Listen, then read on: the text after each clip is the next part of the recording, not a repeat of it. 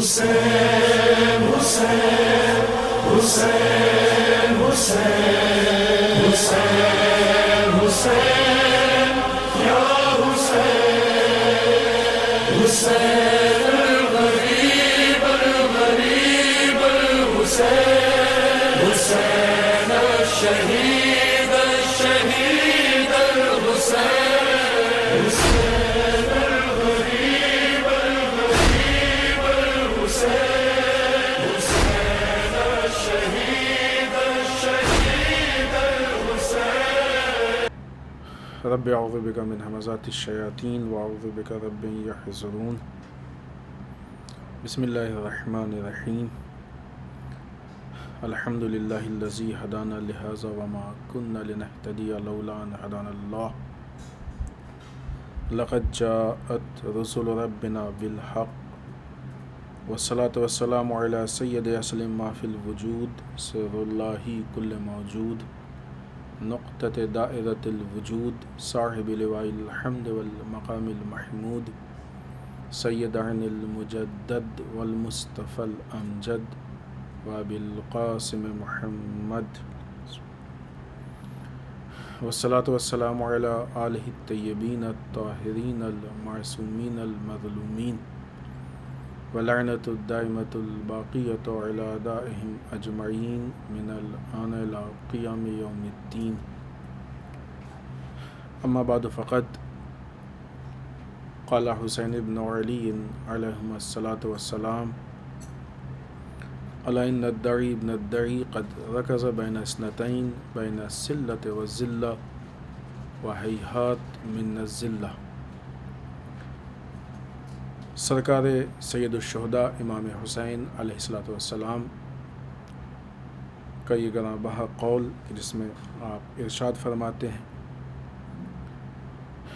آگاہ ہو جاؤ جان لو کہ یہ نامراد کا بیٹا نامراد یہ پست اور ذلیل انسان کا بیٹا جو خود بھی پست اور ذلیل ہے اس نے ہم کو لا کے اس دو راہے پہ کھڑا کر دیا ہے کہ جس کا ایک راستہ شمشیر اور اسلحوں کا راستہ ہے اور دوسرا راستہ ذلت کا راستہ ہے. ہیہات کہ ہم ذلت کے نزدیک جائیں یعنی ہم ذلت سے نزدیک نہیں جا سکتے. اس کے ضمن میں خطبہ جناب زینب سلام اللہ علیہا اور معیار عزت و ذلت کے عنوان سے جس گفتگو کا آغاز ہوا تھا وہ آج اپنے دوسرے مرحلے میں ہے. کل کی گفتگو میں جو مقدماتی گفتگو ہم نے باتیں آپ کی خدمت میں عرض کی تھی اس میں سب سے پہلی چیز یہ کہ عزت اور ذلت کے معنی اور مفہوم کیا ہے. اجتماع سوشل لائف کے اعتبار سے انسان کی حرکات و سکنات رفتار ایکٹیویٹیز کے اعتبار سے انسان کی وہ حالت کہ جس میں وہ شکست کو قبول نہ کرے اس کو عزت کہتے ہیں یعنی شکست اس تک نہ پہنچنے پائے. عزت وہ چیز ہے کہ جو انسان کو مغلوب نہیں ہونے دیتی ہے یعنی انسان کے اوپر کسی اور کو غالب نہیں ہونے دیتی ہے. کوئی ظاہر سی بات ہے کہ سامنے والا کی جو مغلوب کرنا چاہے گا یا انسان کے اوپر غالب ہونا چاہے گا وہ انسان کا مخالف اور دشمن ہوگا. تو کبھی بھی دشمن کے مقابلے میں انسان کو مغلوب نہیں ہونے دیتی ہے. اس کے برعکس جو چیز ہوتی ہے وہ ذلت ہے یعنی انسان کے اندر وہ حالت پیدا ہو جائے کہ انسان شکست کو قبول کر لے شکست کو ایکسیپٹ کر لے یعنی انسان مغلوب ہو جائے. یعنی کیا مطلب کہ اس کے اندر عزت و شرافت نہیں رہ گئی. یہاں پہ اس چیز کی وضاحت کی ضرورت تھی اور ہم نے وہ بات پیش کی تھی کہ شکست یا مغلوبانہ کسے کہتے ہیں. دنیاوی اعتبار سے جو شکست اور جیت ہے وہ شکست نہیں ہے کہ ایسا نہیں ہو کہ مثلا جو ہم نے خود اپنا مقصد طے کیا ہے اپنا ہدف طے کیا ہے ہماری جو خواہشات ہیں، جو ہماری نظر ہے، جو ہماری رائے ہے، اس تک پہنچ گئے تو جیت گئے اور ہماری عزت ہو گئی، اور نہیں پہنچ پائے تو مثلاً ہار گئے، شکست ہو گئی اور ہم ذلیل ہو گئے. ایسا نہیں ہے. یعنی یہ معاملہ طاقت کی بنیاد پہ حل نہیں ہوتا ہے، یہ فیصلہ طاقت کے ذریعے سے نہیں ہوتا ہے. قرآن کی روشنی میں مفہوم عزت اور ذلت پہ گفتگو ہو رہی تھی، اور بیچ میں ہم نے یہ بات بھی پیش کی تھی کہ دنیا والے جو اسباب عزت ہوتا ہے وہ کس کو سمجھتے ہیں کہ مثلا مال ہے، دولت ہے، عہدہ ہے، فلاں چیز. قرآن کس چیز کو عزت اور ذلت کا سبب مانتا ہے؟ ظاہر سی بات ہے کہ عزت کا سبب اگر سمجھ میں آ جائے گا تو ذلت کا سبب خود بخود معلوم ہو جائے گا، کیونکہ وہ اس کے ایک دم مخالف ہوگا. قرآن کی نگاہ میں جو عزت کا سبب اور جس چیز پہ گفتگو ہوئی تھی وہ یہ کہ انسان الہی ہو جائے، اللہ والا ہو جائے، یعنی اپنے آپ کو اللہ کے لیے وقف کر دے. کہ یہی مفہوم ولایت کا بھی ہے کہ جو کچھ بھی کرے گا وہ اللہ کی مرضی کے مطابق کرے گا. کیوں؟ اس لیے کہ ساری عزت صرف اور صرف اللہ کے پاس. من کان یرید العزت، جو بھی عزت کو چاہتا ہے، عزت کو کی طلب رکھتا ہے، عزت چاہتا ہے، فَلِلَّهِ الْعِزَّةُ جَمِيعًا، سورہ فاطر کی آیت نمبر 10 بیان ہوئی تھی کہ ساری کی ساری عزت اللہ کے پاس ہے، اللہ ہی ساری عزت کا مالک ہے. تو اب یہ عزت اس کو ملے گی جو اللہ والا ہو جائے گا، اور جو شیطان والا ہو گیا خدا نخواستہ، جو کسی اور والا، ظاہر سی بات ہے کوئی والا بھی ہو شیطان والا ہے، تو پھر اس کو عزت نہیں ملے گی، معاشرہ کتنے ہی اس کو عزت کی نگاہ سے دیکھے.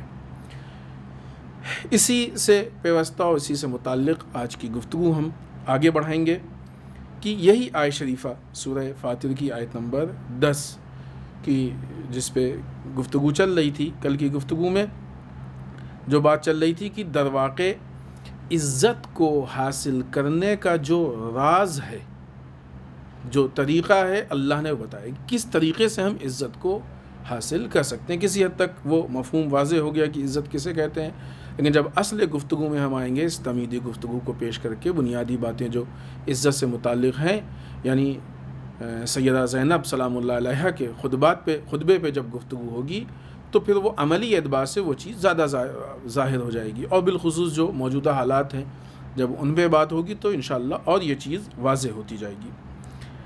یہاں پہ اللہ ہم کو بتا رہا ہے کہ عزت کو حاصل کرنے کے جو طریقے ہیں، جو راستے ہیں، جو راز ہے وہ کیا ہے. عزت مندی کا جو راز ہے، آدمی کے صاحب عزت ہونے کا، کس طریقے سے انسان کن چیزوں کے ذریعے سے عزت تک پہنچ سکتا ہے، وہ کون سی ایسی چیز ہے کہ جو ہم کو عزت تک پہنچا سکتی ہے.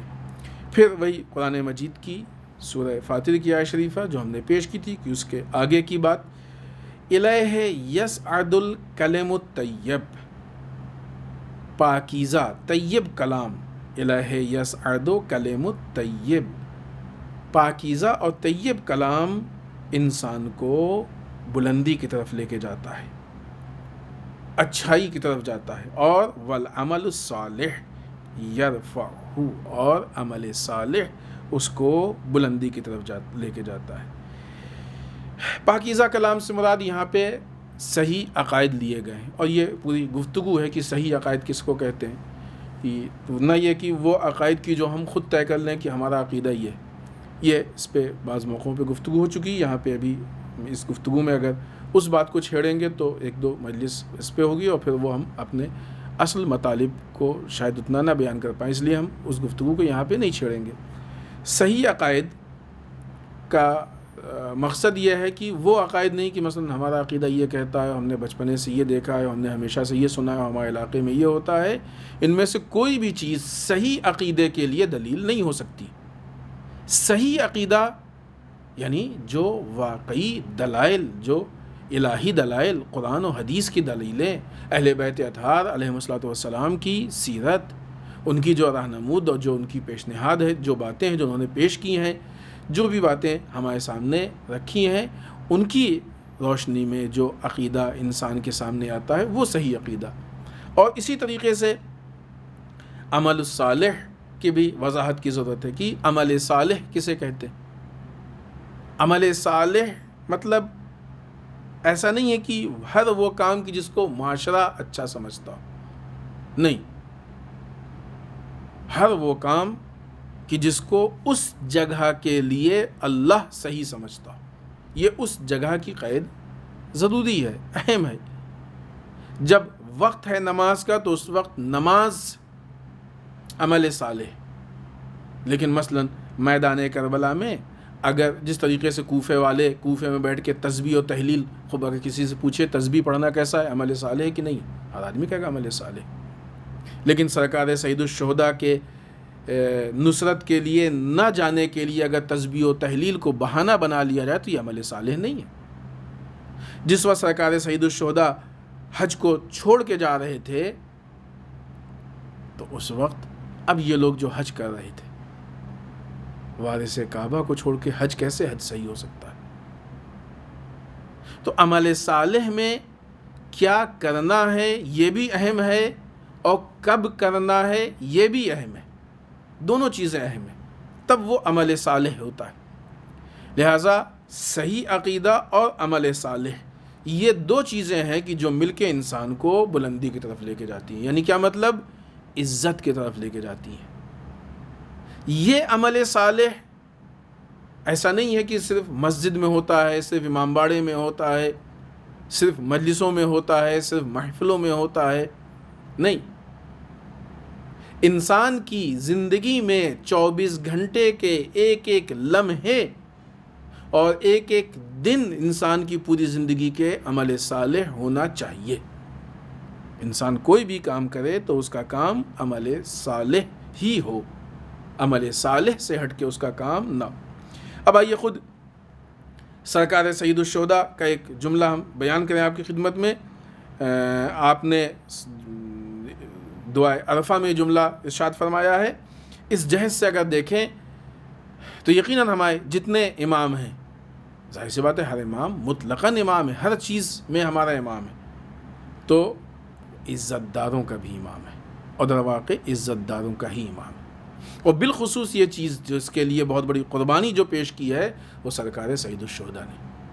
لہٰذا وہ امام کی جو عزت داروں کا امام ہے، وہ امام کی جس کے راستے پہ چلنے والا، واقعی اس کے راستے کو سمجھ کے چلنے والا ہمیشہ صاحب عزت ہی ہوتا ہے، کبھی بھی ذلیل نہیں ہو سکتا ہے۔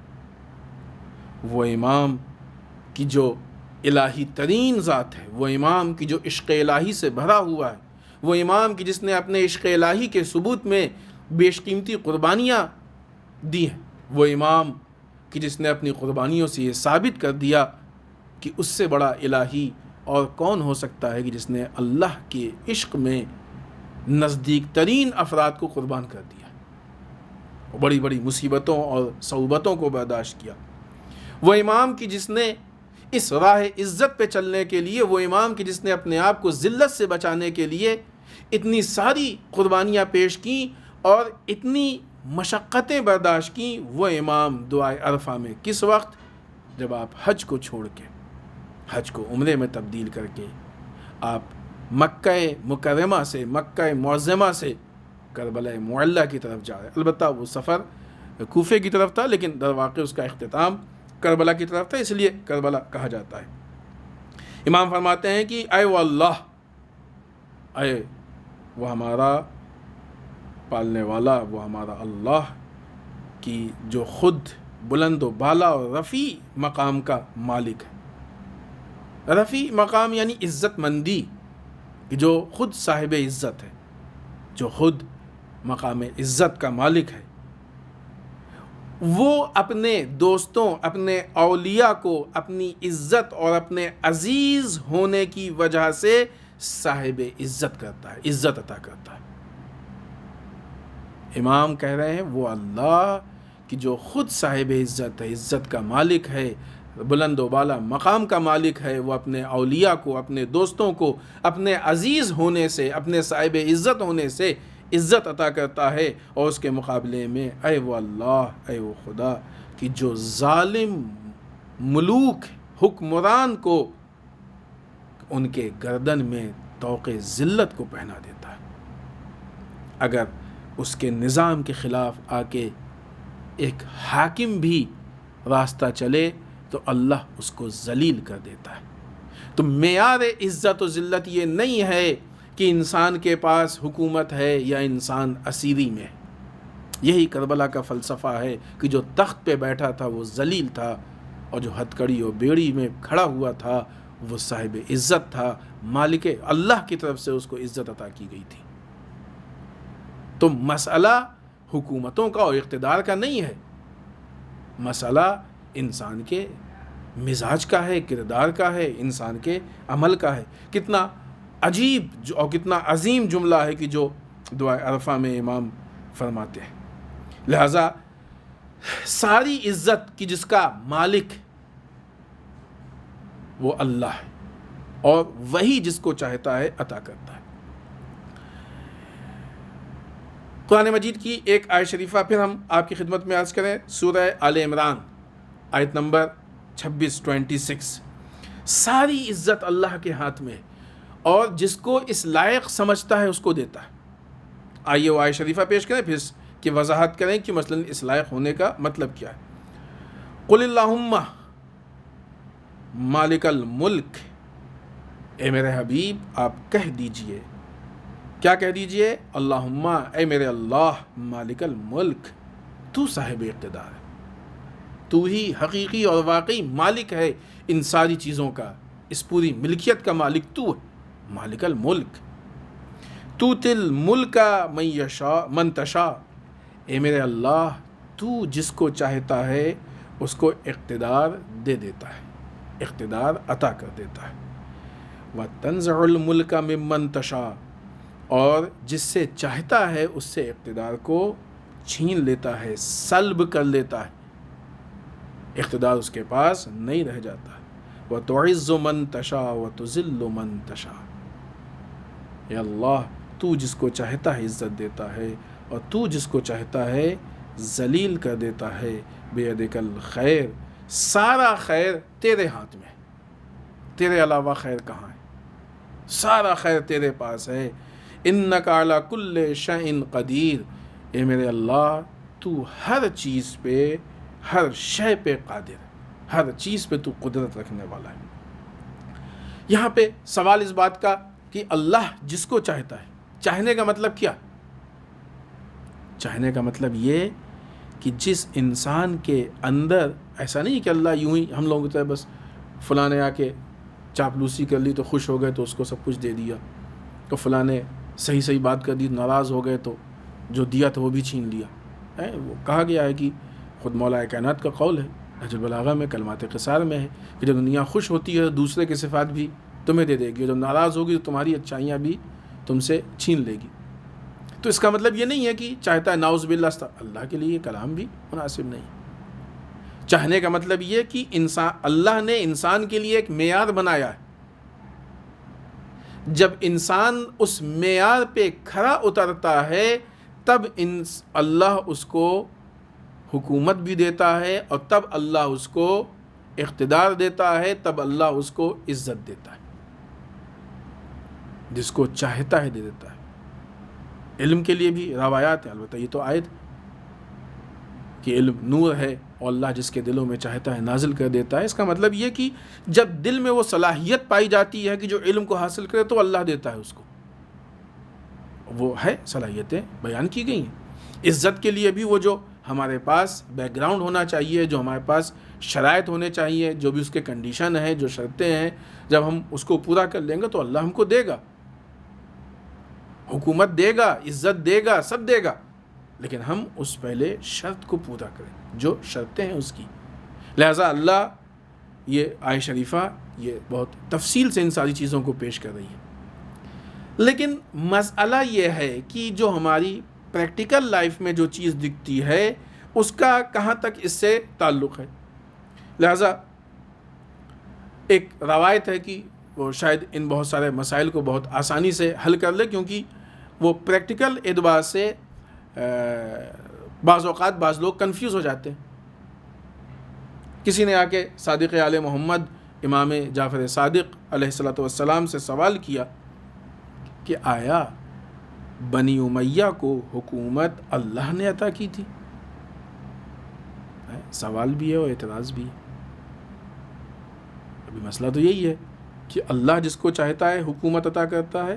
قل اللہم مالک الملک تؤتی الملک من تشاء، میرے حبیب آپ کہہ دیجئے کہ میرے اللہ تو مالک ملک ہے، اور جس کو تو چاہتا ہے اس کو حکومت دے دیتا ہے، جس سے چاہتا ہے اس سے چھین لیتا ہے۔ ابھی یہ جو بنی امیہ نے حکومت کی، البتہ سوال کرنے والے نے بنی امیہ، لیکن اس کے بعد بنی عباس نے بھی حکومت کی۔ اس کے علاوہ بہت سارے ایسے لوگ ہیں کہ جو نااہل ہیں اور حکومت کر رہے ہیں، تو کیا اللہ نے ان کو حکومت دی ہے؟ اللہ ابھی آج کے ہم زمانے میں دیکھیں کہ کیسے کیسے آڑے تیرچے الٹے سیدھے لوگ جو صحیح سے اپنی بات بھی نہیں پوری کر پاتے ہیں، وہ آج حکومت میں آ جاتے ہیں، اقتدار میں۔ تو یہاں پہ ایک مرتبہ ذہن میں سوال بھی پیدا ہوتا ہے کہ اگر اللہ یہ اسباب اللہ خود یہ کام کر رہا ہے، تو کیا اللہ کی نگاہ میں اتنے بڑے ملک میں یہی ایک آڑا ٹیڑھا آدمی جو ہے وہ اس لائق تھا کہ حکومت کرے؟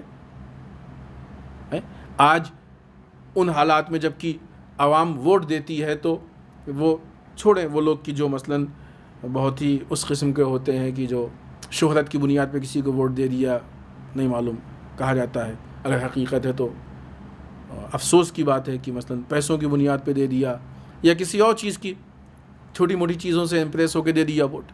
لیکن سمجھدار انسان جب ووٹ دینا چاہتا ہے تو وہ دیکھتا ہے کہ ان سب میں جتنے بھی کینڈیڈیٹ ہیں ان میں سے بہتر کون ہے، اس کو دیتا ہے ووٹ۔ تو ایک انسان اپنے ایک ووٹ کے لیے اتنا غور و فکر کرتا ہے، اللہ نے کیسے اس الٹے سیدھے آدمی کو اس مقام پہ پہنچا دیا کہ جس کے اندر صلاحیت بھی نہیں پائی جاتی ہے؟ تو یہ سوال اٹھتا ہے نا کہ آیا اللہ نے دیا ہے؟ خوب یہ اس وقت سوال کیا گیا امام سے کہ آیا یہ بنی امیہ کو حکومت دینے والا اللہ ہے؟ اور اگر یہ آیت سے یہ مفہوم نکل رہا ہے تو پھر پورا مفہوم ہی الٹا ہے، یعنی اس کا مطلب کہ نعوذ باللہ بنی امیہ کی حکومت پہ اللہ کی تائید ہے، اور جو حقیقتیں ہیں بنی امیہ کی حکومت کی وہ سامنے ہو۔ کیسے ہو سکتا ہے کہ ان چیزوں پہ اللہ کی تائید ہو؟ مظالم، شراب خوری، یہ وہ ساری چیزیں۔ اور پھر آیت یہ بھی کہتی ہے جس سے چاہتا ہے حکومت لے لیتا ہے۔ تو امام صادق علیہ السلام نے اس کا جواب دیا کہ نہیں، اللہ نے حکومت ہمیں دی تھی، اللہ نے حکومت ہمیں دی تھی۔ کیا ہے ثبوت؟ غدیر ثبوت ہے۔ کیا ہے ثبوت؟ اللہ کا نظام ثبوت ہے۔ کیا ہے اس کا ثبوت؟ اللہ نے جو سسٹم بنایا ہے وہ ثبوت ہے کہ کون صاحب اقتدار ہو سکتا ہے، کون حکومت کر سکتا ہے، حکومت کرنے والے کے لیے کیا شرائط ہونے چاہیے، ایک لیڈر کے لیے، ایک حاکم کے لیے، ایک ولی کے لیے کیا شرطیں ہونی چاہیے، اور جس کا مصداق اور بہت سامنے کلیئر کیا تھا، غدیر، اعلان ولایت۔ خوب اس وقت کے لیے غدیر۔ آج کی جو پریکٹیکل مسائل ہے جو آج دنیا کی حکومتیں ہیں، ظاہر سی بات ہے کہ ابھی جو موجودہ جن لوگوں کے بیچ میں ہے وہاں پہ بھی جو نااہل ہیں، خوب ایک سسٹم ہے، وہ سسٹم کے خلاف ہیں۔ تو پھر کیا ہے؟ سسٹم کے خلاف ہیں تو امام فرماتے ہیں کہ اللہ نے حکومت ہمیں دی تھی، لیکن بنی امیہ نے ہم سے چھین لی، غصب کر لی۔ غدیر میں اللہ کے حکم کے مطابق رسول اللہ صلی اللہ علیہ وآلہ وسلم نے مولا کائنات کی حکومت و ولایت کا اعلان کیا تھا۔ یہ دلیل ہے، یہ موجود ہے، اور یہ وہی مفہوم ہے جو صادق آل محمد ارشاد فرما رہے ہیں کہ جس بات کو مولا کائنات حضرت علی بن ابی طالب علیہ السلام نے خطبہ شقشقیہ میں ارشاد فرمایا ہے، کہ جو مشہور ترین خطبہ ہے اور بہت بنیادی اور اہم چیزیں آپ نے اس میں بیان کی ہیں، کہ جس میں آپ نے فرمایا کہ اللہ کی قسم، فلاں کے بیٹے نے، فلاں کے لڑکے نے خلافت کو ہم سے لے کے ایک پیراہن کی طریقے سے پہن لیا تھا۔ صادق آل محمد بھی اپنی اس گفتگو میں، اپنے اس قول میں مثال دیتے ہیں، اللہ نے حکومت ہمیں دی تھی، بنی امیہ نے ہم سے چھین لی. مثال دیتے ہیں ٹھیک اس طریقے سے کہ جس طریقے سے ایک لباس، ایک کپڑا کسی کے لیے سلا گیا ہو اور کوئی دوسرا ناحق یعنی چھین کے غصب کر کے اس کو لے لے. آج دنیا میں اس کی بہت ساری مثالیں. بعض اوقات لوگ عہدے کے لیے بات کرتے ہیں کہ نہیں فلاں عہدے پہ ہم کو جانا تھا، ہمارا عہدہ، لیکن فلاں صاحب گیا، انہوں نے 100 سفارش سے اس کو لے لیا، وہ اس کے اہل نہیں تھے. مثلاً کہا جاتا ہے ایسا، عہدے کے لیے کہا جاتا ہے. مکان و زمین کے لیے تو بہت زیادہ ہے. فلاں کا مکان تھا، فلاں نے قبضہ کر لیا. فلاں کی زمین تھی، فلاں نے غصب کر لی. فلاں کا سامان تھا، فلاں نے چوری کر لیا.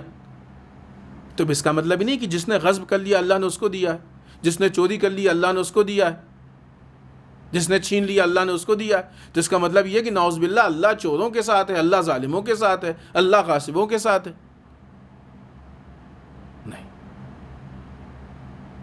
اللہ نے آل محمد کو دیا تھا، یہ غصب کیا گیا. بہرحال تو اس گفتگو کو اور آگے بڑھائیں. اس کا مطلب یہ کہ ایک سسٹم ہے، اس سسٹم کے مطابق عزت ہے، اس سسٹم کے مطابق حکومت ہے. عزت اور حکومت کا بہت نزدیکی رشتہ ہے، لیکن ابھی یہاں پہ ہم زیادہ تر جو ہے وہ خود عزت سے متعلق گفتگو کریں گے، بہت نزدیکی. آج ہمارے عملی زمانے میں دیکھیں، اس وقت بھی ایسا تھا. بنی امیہ حکومت کے حقدار نہیں تھے، چھین لی حکومت، غصب کر لی، غصب کر کے بیٹھ گئے. اب حکومت پہ آ گئے تو لوگوں نے ان کو حاکم قبول کر لیا. لوگ جا کے عزت بھی کرنے لگے، لوگ خلیفہ وقت بھی کہنے لگے، لوگ خلیفۃ المسلمین بھی کہنے لگے. دنیا کا یہ مزاج ہوتا ہے. آج بھی یہ چیز نظر میں آتی ہے. مسئلہ اس کا نہیں ہے کہ سامنے والا حقدار ہے کہ نہیں ہے. دنیا سمجھتی ہے کس نے دھاندلی کی ہے، دنیا سمجھتی ہے کس نے غلط کام کیا ہے، دنیا سمجھتی ہے کہ یہ نااہل ہے، معلوم ہے. لیکن جب دنیا دیکھتی ہے کہ فلاں شخص نے اقتدار کو حاصل کر لیا ہے تو پھر اس کی عزت. آج ہے نا اقتدار، ہمارے یہاں جو حکومتیں ہیں ہمارے ملک میں، بہت سارے لوگ انگلی اٹھاتے ہیں آج کتنے لوگ مخالف ہیں،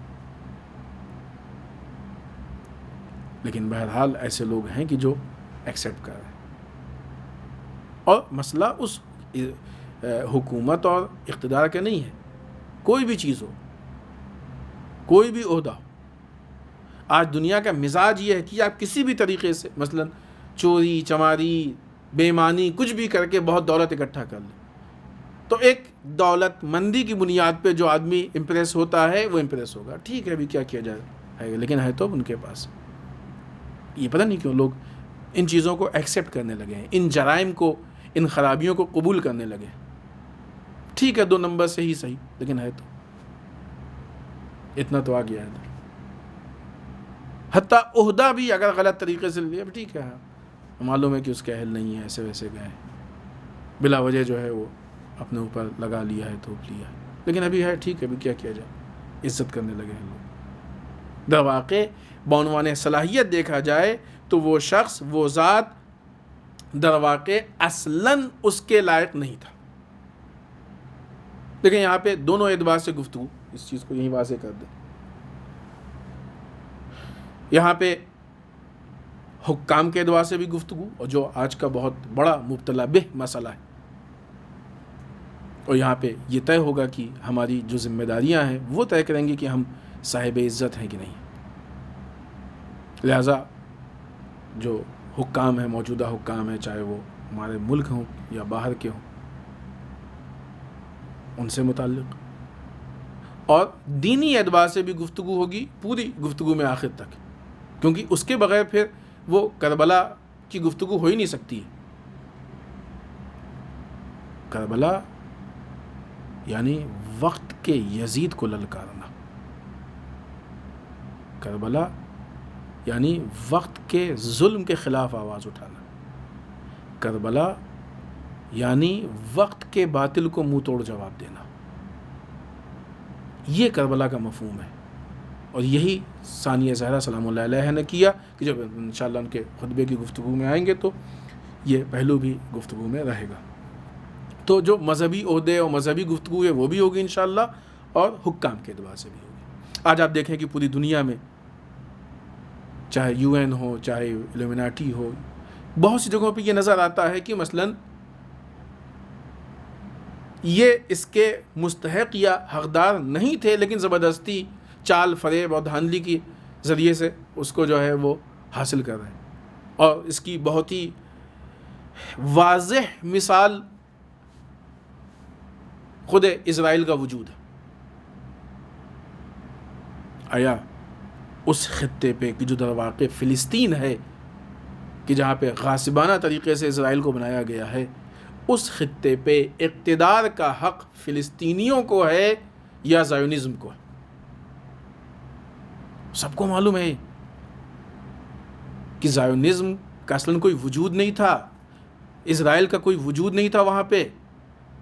یہ دوسرے ملکوں سے آئے ہیں، انہوں نے وہاں پہ قبضہ کیا ہے، غصب کیا ہے، غاصبانہ حکومت ہے، لیکن دنیا کے بہت سارے ممالک نے اس کو قبول کر لیا. آج اگر مڈل ایسٹ کے بعض ممالک اس کو قبول کر رہے ہیں تو وہ حاکم ہو کے بھی ذلیل ہے، کیونکہ وہ عزت کے راستے کے خلاف جا رہے ہیں، وہ اللہ کے راستے کے خلاف جا رہے ہیں. بہت سارے ایسے مسائل ہیں آج شیخ زکزکی کے متعلق. ابھی خوب اگر دیکھا جائے تو نائجیریا کی حکومت شیخ زکزکی کے مقابلے میں اتنی ساری چیزیں کر کے اپنی ذلت کا ثبوت دے رہی. بہرحال تو یہ بہت ساری مثالیں ہیں جو ہماری نگاہوں کے سامنے. دیکھیں آپ کی دنیا میں کتنے ذلیل لوگ ہیں کہ جن کو بعض کم ظرف، یہ ایک گفتگو ہے انشاءاللہ 1-2 دن میں ہم اس بات کو پیش کریں گے کہ حکومت کے لیے شرط یہ ہے کہ پبلک جو ہے اس کو ایکسیپٹ کرے، قبول کرے، استقبال ہو. خوب کیوں ہوتا ہے استقبال، کیسے ہوتا، اور اس میں کیا دھاندلی؟ اسی کا نتیجہ ہے کہ وہ لوگ کہ جو فکر کے اعتبار سے پست ہیں، جن کی فکریں مردہ ہیں، جن کے ہاں بصیرت نہیں پائی جاتی ہے، جن کے ہاں غفلت ہے، جو ضمیر فروش ہیں، جو ایمان فروش ہیں، بے ایمان قسم کے لوگ ہیں، وہ غلط چیز کو قبول کرتے ہیں اور ان کو بظاہر عزت دیتے ہیں. یہ عزت نہیں ہے، یہ غلط لوگ اپنی ظاہری رسپیکٹ یا چاپلوسی کر رہے ہیں ان کے متعلق. فلسطین سے اگر کوئی ہاں حضوری کر رہا ہے، اسرائیل سے اگر کوئی ہاں حضوری کر رہا ہے تو یہ اسرائیل کو عزت نہیں مل رہی ہے، یہ غلط لوگ ہیں جو اسرائیل کی چاپلوسی کر رہے ہیں. صاحب عزت نہیں ہو گیا اسرائیل، ذلیل تھا، ذلیل ہے، اور جب تک غاصب رہے گا ذلیل رہے گا. عزت اگر الہی راستے پہ چلے تو فلسطینیوں کے پاس ہے. لہذا یہ ایک نظام ہے، ایک سسٹم ہے کہ جس کے اوپر چلنے والا صاحب عزت ہوا کرتا ہے. یہاں پہ بہت واضح مولا کائنات حضرت علی بن ابی طالب علیہ الصلوۃ والسلام کا جملہ ہم آپ کی خدمت میں پیش کریں کہ امام فرماتے ہیں، ہاں غاصبانہ عزت در واقع ذلت ہے. اگر کوئی اس مقام کا مستحق نہیں ہے، اگر کوئی اس واہی کا مستحق نہیں ہے، اگر کوئی اس عہدے کو حاصل کرنے کا مستحق نہیں ہے، اس نے غصب کر لیا تو در واقع وہ ذلت ہے. لہذا وہ سمجھدار لوگ جو سمجھ رہے ہیں ان چیزوں کو، وہ جانتے ہیں کہ اسرائیل کتنا بڑا ذلیل ہے اور کتنی ذلتوں میں. یہ اس کی ذلت ہے، یہ ذلیل حرکت ہے. اور مسئلہ صرف اسرائیل کا نہیں ہے، بہت ساری چیزیں ہیں کہ انشاءاللہ آہستہ آہستہ یہ چیزیں سامنے آئیں گی، پیش آئیں گی، چاہے وہ دین کے اعتبار سے ہو، چاہے وہ موجودہ. البتہ وہ چیز بھی دین سے باہر نہیں ہے، اب یہ حالات کی وہ ہے کہ کہنا پڑ رہا ہے. دوسرے ایک قول ہے، یہ میزان الحکمت میں ایک حدیث ہے دوسری، جس میں ارشاد ہوا ہے کہ وہ شخص کی جو اللہ کے علاوہ عزت تک پہنچے، یہی عزت، البتہ وہ عزت جو ظاہری عزت ہے، در واقع لوگوں کی چاپلوسی ہے، حقیقی عزت نہیں ہے، یہی جو حالت ہے، یہی در واقع اس کی ہلاکت ہے اور اس کو ہلاکت تک پہنچانے والی چیز ہے. یہ عزت نہیں ہے. یعنی عزت اللہ کو چھوڑ کے مل ہی نہیں سکتی. اللہ کے علاوہ کوئی اور راستہ انسان کو عزت تک پہنچا ہی نہیں سکتا ہے. جو آدمی بھی اس الہی راستے کو چھوڑ کے عزت کو حاصل کرنا چاہے تو وہ کبھی بھی عزت تک نہیں پہنچ سکتا ہے, وہ ہمیشہ ذلیل ہوگا. سرکار سید الشہداء اسی چیز کو لوگوں کے سامنے پیش کرنا چاہ رہے تھے اور لوگوں کے سامنے بیان کرنا چاہ رہے تھے, اور یہی مسئلہ تھا کہ جو کوفے والوں کے لیے کلیئر نہیں ہو پایا تھا. اور نہ ہی صرف کوفے والوں کے لیے, کوفے والے تو کہے بہت سے لوگوں کے لیے کلیئر نہیں ہو پایا تھا. ابھی وہ ساروں کی بات ہو تو تعجب ہوگا. کوفے والوں کے لیے کلیئر نہیں ہو پایا تھا کہ ہمارا مثلا راستہ کون سا ہے, ہمیں کس راستے پہ جانا ہے, ہمیں کیسے جانا ہے. در واقع صحیح معنوں میں پوچھیں تو ایک دم کلیئر تھا, پرفیکٹ تھا. سرکار سید الشہداء بتانا چاہتے تھے کہ اس سسٹم اور نظام کے ساتھ عزت ہے. یہ سسٹم اور نظام ہم سے نہیں چھوٹے گا. اب اگر اس سسٹم اور نظام کو باقی رکھنے کے لیے ہم کو وطن کی قربانی دینی پڑ رہی ہے, دے دیں گے. بیٹوں کی قربانی دینی پڑ رہی ہے, دے دیں گے. کتنی قربانیاں دی ہیں مدینے سے مکے اور مکے سے کوفے کا راستہ اور کربلا پہنچتے تک. بھوک پیاس ہر چیز, یہ وہ راستہ ہے. یعنی عزت اس دولت کا نام ہے کہ جس کے مقابلے میں ہر قربانی دی جا سکتی ہے. لیکن کوفے والے یہ قربانیاں نہیں دے پائے. ان کو اس بات کا ڈر تھا کہ کہیں جان نہ چلی جائے. ان کو اس بات کا ڈر تھا کہ کہیں ہمارا مال نہ لوٹ لیا جائے. ان کو اس بات کا ڈر تھا کہ ہماری فیملی والوں پہ کہیں حملہ نہ ہو جائے. جو افراد کہ جب وہ ان چیزوں میں ڈر جاتے ہیں کہ ہمارے لڑکے کا کیا ہوگا, لڑکی کا کیا ہوگا, بھائی کا کیا ہوگا, فلاں کا کیا ہوگا, عہدے کا کیا ہوگا, جان کا کیا ہوگا, مال کا کیا ہوگا, گھر کا کیا ہوگا, اتنے بینک بیلنس کا کیا ہوگا, وہ عزت کے راستے پہ نہیں چل پاتے. لیکن وہ کہ جو کہ ایک سسٹم کے مطابق آگے بڑھتے رہتے ہیں اور کسی بھی چیز سے نہیں ڈرتے, پھر دنیا لاکھ ان کو ذلیل کرنے کی کوشش کرے, عزت ان کے ساتھ ساتھ ہوتی ہے اور کوئی ان کو ذلیل نہیں کر پاتا ہے. آپ دیکھیں ابتدا میں ہی اس چیز کو یاد دلا دیں, یزید نے بظاہر سرکار سید الشہداء کو بے عزت کرنے کے لیے نعوذ باللہ استغفر اللہ کیا نہیں کیا. یہ بہت سارے ایسے کام ہیں کہ اس وقت ہوتے ہی اسی لیے تھے کہ جب ظاہر کرنے کے لیے دیکھو مثلا اس کی کوئی عزت نہیں ہے یا یہ ہماری نگاہ میں صاحب عزت نہیں ہے, چاہے وہ لاشے کی پائمالی ہو, چاہے بیویوں کے سر سے چادر کا چھیننا ہو, چاہے وہ اسیر کر کے لے جانا ہو. تب منادی آواز دیتا تھا کہ ان کی کوئی عزت نہیں ہے اسلام میں, کوئی مقام نہیں ان کا اسلام. یہ منادی آواز دیتا تھا. اس کے خطیب اس طرح کی باتیں پیش کرتے تھے. چھوٹی بات ہے کہ مولا کائنات کے خلاف تقریباً 40 سال تک شام کے منبروں سے برا بھلا کہا گیا اور نازیبا الفاظ بیان کیے گئے. یہ 40 سال کی مسلسل گفتگو نے کیا مولا کائنات کی عزت پہ ذرا سا حرف ڈالا؟ فرق پڑا کوئی امام علی علیہ السلام کی عزت پہ؟ نہیں پڑا. یزید کی اس پوری کوشش نے ذرا سا بھی سرکار سید الشہداء ثانیہ زہرا سلام اللہ علیہا, امام سجاد علیہ السلام, شہداء کربلا, اسیران کربلا کی عزت پہ ذرا سا بھی فرق ڈالا؟ نہیں پڑا. خود یہ حالت جو شام کے دربار میں پیدا ہوئی ہے کہ جس وقت امام سجاد علیہ السلام چاہتے تھے کہ کچھ بیان کریں, خطبہ کہیں, اور یزید نہیں چاہتا تھا, کیوں اجازت دی گئی؟ معلوم ہے مجمع میں سے لوگوں نے پریشر ڈالا, یزید کچھ تو بولنے دو, ذرا بولیں تو یہ بھی, ہم بھی تو دیکھیں کیا بول رہے ہیں. کیا مطلب؟ یعنی اتنی ساری کوششوں کے باوجود کہ یزید اپنی طرف سے امام سجاد کے لیے جو کچھ کہلوانا چاہتا تھا کہلوا چکا, پہلے سے اعلان ہو چکا, پہلے سے لوگوں کو بیان ہو چکا, سب کچھ ہو چکا تھا, لیکن پھر بھی لوگوں کے اصل نفس اور اصل ان کے وجدان کے اندر ایک تڑپ تھی، ایک خواہش تھی کہ ان کو بھی تو سنیں کیا بولنا چاہتے ہیں۔ یہ اللہ کی طرف سے دی ہوئی عزت ہے جس کو کوئی نہیں چھین سکتا۔ اور ہے بعض جگہوں پہ ایسا ہے کہ اس طرح کی روایت بھی ہے کہ جو یزید چاہتا تھا وہ نہیں کر سکا۔ یہ وہ الہی سسٹم ہے،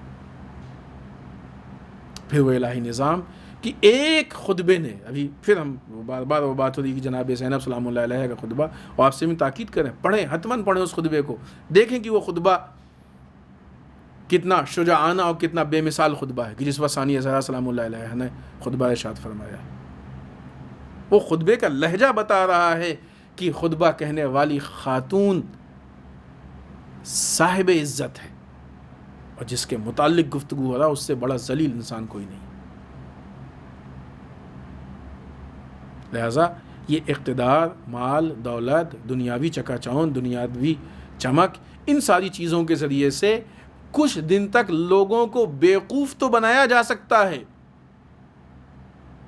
یہ بیوقوفوں کی واہواہی عزت نہیں ہوتی ہے، در واقع بیوقوفوں کے کندھوں پہ ایک عزت کا جنازہ ہوتا ہے کہ جو در واقع پیکر ہوتا ہے انسان کے ذلت کا، کہ جو اس کو ذلیل کرنا چاہتا ہے۔ آج کے جو حکمران کہ جو کچھ بھکتوں کے ذریعے سے، احمقوں کے ذریعے سے سمجھتے ہیں کہ بہت اچھا کام کر رہے ہیں، یہ در واقع ان کی عزت نہیں ہے، یہ ان کی ذلت ہے، یہ ان کی عزت کا جنازہ ہے کہ جو کچھ بھکتوں کے کاندھوں پہ ہے، اور اب تو وہ سڑنے لگا ہے، اب تو اس میں کیڑے پڑنے لگے، اب تو اس میں سے بدبو بھی آنے لگی۔ تو یہی وجہ ہے کہ جنازہ جو لے کے چل رہے تھے وہ بھی چھوڑ چھوڑ کے بھاگنے لگے۔ اور اسی صورت میں یہ گفتگو کے ذریعے یہ بات، کربلا اسی کا نام ہے، طے ہونا چاہیے کہ ہماری کیا ذمہ داری ہے۔ اگر ہم اپنی ذمہ داری پہ عمل کر رہے ہیں تو صاحب عزت ہے، اور خاموش بیٹھ گئے ہیں تو جس طریقے سے کل کوفے والے ذلیل تھے آج ہم بھی ذلیل ہوں گے۔ خاموش انسان کبھی صاحب عزت نہیں ہو سکتا ہے، ہم بھی ذلیل ہوں گے۔ کربلا کی گفتگو، مجلسیں، یہ سیکولر گفتگو نہیں ہوتی۔ کربلا کا مطلب یہی ہے کہ جو آج کے زمانے میں حق اور باطل ہے اس سے متعلق گفتگو کی جائے، حق کو حق کہا جائے، باطل کو باطل کہا جائے۔ جس کے اندر اتنی جرأت ہو کہ وہ حق کو حق کہہ سکے، باطل کو باطل کہہ سکے، وہی کربلائی ہوتا ہے۔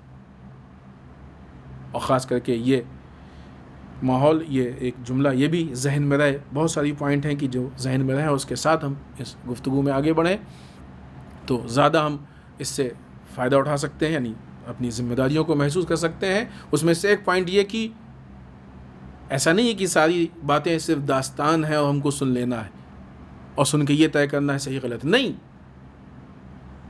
جس طریقے سے گزرے ہوئے زمانے میں سن 60 ہجری اور 61 ہجری کے زمانے میں افراد تھے، ان کے سامنے امام تھا، ان کو یہ طے کرنا تھا کہ امام کی نصرت کرنی ہے کہ نہیں کرنا ہے، امام کا ناصر بننا ہے کہ نہیں بننا ہے، امام کے ساتھ چلنا ہے کہ نہیں چلنا ہے، امام کے لیے قربانی دینی ہے کہ نہیں دینی ہے، امام کے حکم کی اطاعت کرنی کہ نہیں کرنی۔ آج ویسے ہی ہمارے لیے بھی ہمارا ایک امام ہے جو پردہ غیب میں، ہم کو بھی طے کرنا ہے کہ ہمیں امام کے ساتھ چلنا ہے کہ نہیں چلنا ہے، ہمیں امام کی اطاعت کرنی ہے کہ نہیں کرنی ہے، ہمیں امام کا ناصر بننا ہے کہ نہیں بننا ہے۔ ہم امام سے اپنے عشق کرتے ہیں کہ نہیں کرتے۔ پھر اس کے بعد طے ہوگا کہ اب ہم یا لیتنی کنت معکم کہیں کہ نہیں کہیں۔ پھر اس کے بعد طے ہوگا کہ ہم انی سلم لمن سالمکم وحرب لمن حاربکم، اے اہل بیت جن سے آپ حالت سلم ہیں ان سے ہم حالت سلم ہیں، اور جن سے آپ حالت جنگ میں ہیں ان سے ہم حالت جنگ میں ہیں۔ یہ کس انداز میں کہیں؟ لہذا ہمارا بھی ایک امام ہے جو پردہ غیب میں۔ یہ بات ہم نے عرض کی تھی کہ امام پردہ غیب میں ہے، نظام پردہ غیب میں نہیں ہے۔ نظام طے کرے گا کہ ہم امام کے ناصر ہیں کہ نہیں۔ اگر ہم عزت کے راستے پہ چل رہے ہیں، نظام کے راستے پہ چل رہے ہیں، تو باوجود اس کے کہ ہمارا امام پردہ غیب میں ہے، ہم امام کے ناصر ہیں۔ اور اگر ہم نظام کے راستے پہ نہیں چل رہے ہیں، عزت کے راستے پہ نہیں چل رہے ہیں، امام کا ظہور بھی ہو جائے گا، تب بھی یہ کیسے ہو سکتا ہے کہ ایک ذلیل کو انسان اپنا ناصر بنا لے؟ ممکن نہیں۔ نظام کے خلاف کام کرنے والے کو امام اپنا ناصر بنا لے، ہو ہی نہیں سکتا، ممکن ہی نہیں۔ لہذا اس پورے حالات سے اپنی ذمہ داریوں کا احساس کرنا یہ ہمارا بہت اہم کام ہے، تاکہ ہم اپنے وقت کے امام کے ناصر بن سکیں۔ اور اسی لیے کربلا کی داستان، کربلا والوں کا راستہ، سرکار سید الشہداء کے ناصروں کا راستہ، ان کا مزاج، ان کی سیرت، ان کا کردار، یہ ہمارے لیے اہم ہو جاتا ہے کہ یہ وہ لوگ ہیں کہ جو کائنات کے اہم ترین افراد ہیں، اور وہ لوگ ہیں کہ جو اپنے وقت کے امام کے سب سے باوفا ناصر و مددگار۔ اگر ہم بھی اپنے امام کے باوفا ناصر و مددگار بننا چاہتے ہیں تو ہمارے لیے وہ کردار آئیڈیل ہونا چاہیے، وہ کردار ہمارے لیے نمونہ عمل ہونا چاہیے۔ بس آج کی گفتگو یہیں ختم کرتے ہیں، کل انشاءاللہ اسی جگہ سے بات کو ہم آگے بڑھائیں گے۔ ثانیہ زہرا سلام اللہ علیہا کہ جو اس عزت کے راستے پہ قربانیاں دیتی ہوئی گزر رہی تھیں، ایک مرتبہ 11 محرم کی صبح کو جب یہ اعلان کیا گیا کہ اب تم لوگ اسیر ہو اور ان اسیروں کے قافلے کو یہاں سے لے کے کوفے کی طرف روانہ ہوں گے، کتنا سخت تھا ثانیہ زہرا کے لیے ایک ایک بیوی کو سوار کرنا۔ کچھ اونٹ تھے، لیکن جیسا کہ روایات میں ہے کہ ان پہ کجاوے نہیں تھے، روایات میں اختلاف ہے، اونٹ تھے کجاوے نہیں تھے۔